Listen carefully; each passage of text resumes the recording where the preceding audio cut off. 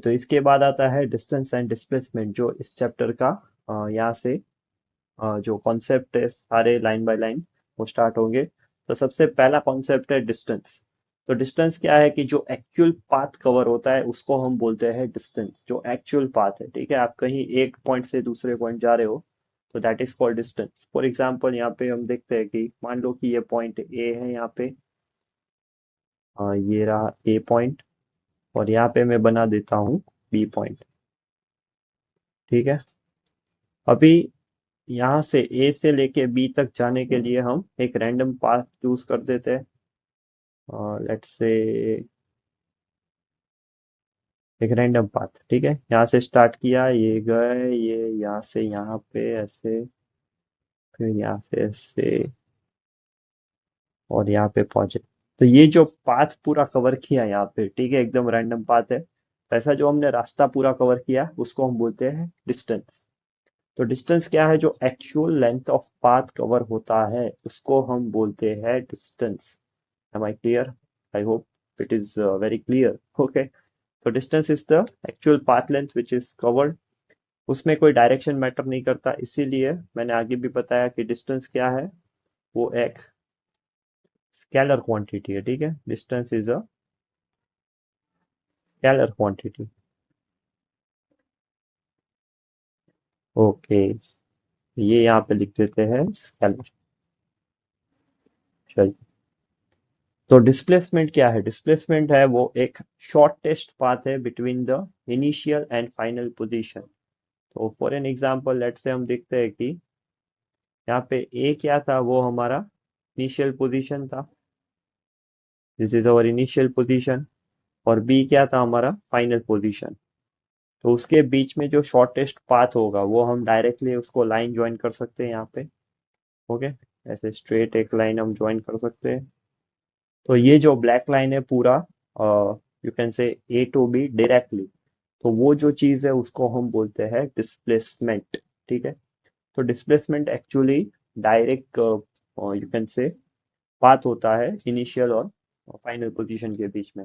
You can also call it as a shortest path. ठीक है, सबसे छोटा पाथ है वो एक डायरेक्ट लाइन ड्रॉ करना है, that is called as displacement.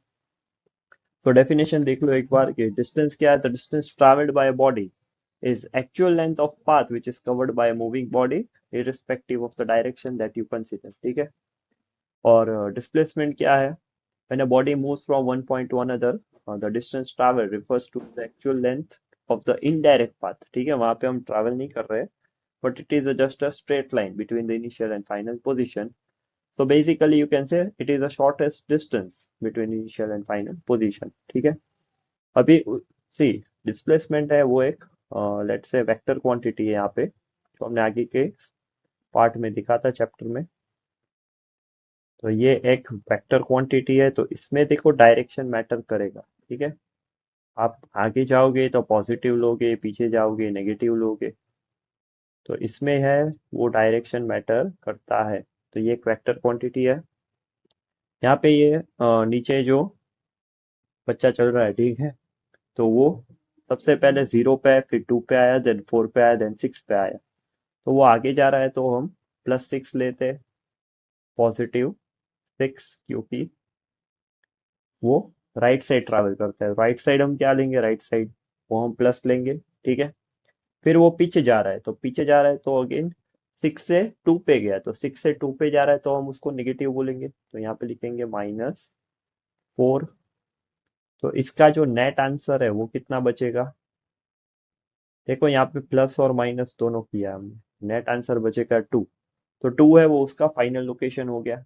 Okay, but उसने एक्चुअली डिस्टेंस कितना ट्रैवल किया? तो डिस्टेंस अगर पूछा हो, इसमें डिस्प्लेसमेंट नहीं बट डिस्टेंस, डिस्टेंस अगर पूछा है तो वो होगा 10 मीटर।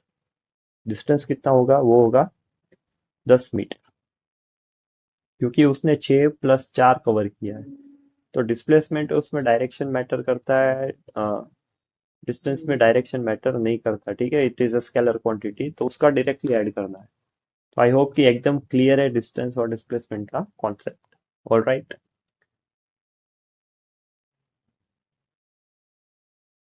चलिए फिर फ्यू इंपॉर्टेंट पॉइंट्स देख लेते हैं जो काफी इंपॉर्टेंट है।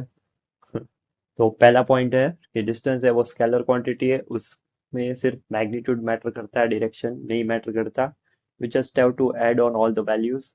डिस्प्लेसमेंट है वो वेक्टर क्वांटिटी है, उसमें डायरेक्शन और मैग्नीट्यूड दोनों चाहिए। तो हम एक डायरेक्शन है वो पॉजिटिव ले रहे हैं, तो दूसरा डायरेक्शन हम नेगेटिव ले रहे हैं। फिर उसके बाद you to take the summation of that positive and negative values. फिर थर्ड है distance travel by moving body, वो कभी जीरो नहीं हो सकता। ओके, बट अगर इनिशियल और फाइनल पोजीशन एक ही है, ठीक है, वो घूम के वापस वहीं पे आ रहा है, तो डिस्प्लेसमेंट जीरो हो जाएगा। It is a very important point. Okay, तो फाइनल डिस्प्लेसमेंट जीरो हो सकता है, डिस्टेंस मूविंग बॉडी है तो कभी नहीं होगा। ठीक है, ऑब्जेक्ट रेस्ट पे है तो फिलहाल डिस्टेंस भी जीरो होगा, डिस्प्लेसमेंट भी जीरो होगा। यहाँ पे देखो फोर्थ पॉइंट लिखा है, the displacement of a moving body will be zero if after traveling a certain distance moving body finally come back to starting position. Okay, तो फॉर एग्जाम्पल कोई ऑब्जेक्ट ए पे है यहाँ पे, और देन बी पे है यहाँ पे। ओके, तो फिर अगर वो ए से बी गया पहले, फिर वापस घूम के बी से ए आया, ओके, तो वो वापस उसी जगह आ गया ए पे, then displacement will be zero. और लास्ट पॉइंट है कि डिस्टेंस जो हमेशा होता है वो डिस्प्लेसमेंट से ज्यादा होता है। ठीक है, तो यहाँ पे डिस्टेंस का स्पेलिंग गलत है, वो आप करेक्ट कर लेना। ठीक है, तो डिस्टेंस जो है वो डिस्प्लेसमेंट से आइदर इक्वल है या ज्यादा होगा। ठीक है, डायरेक्शन चेंज हुई तो ज्यादा होगा, अगर एक स्ट्रेट लीनियर मोशन है तो दोनों का वैल्यू सेम रहेगा, स्ट्रेट मोशन में सेम रहेगा। ठीक है, आई होप कि डिस्टेंस और डिस्प्लेसमेंट यहाँ पे क्लियर हो गया। ये सारे पॉइंट इंपॉर्टेंट है, तो सारे पॉइंट्स आपको नोट डाउन करने हैं।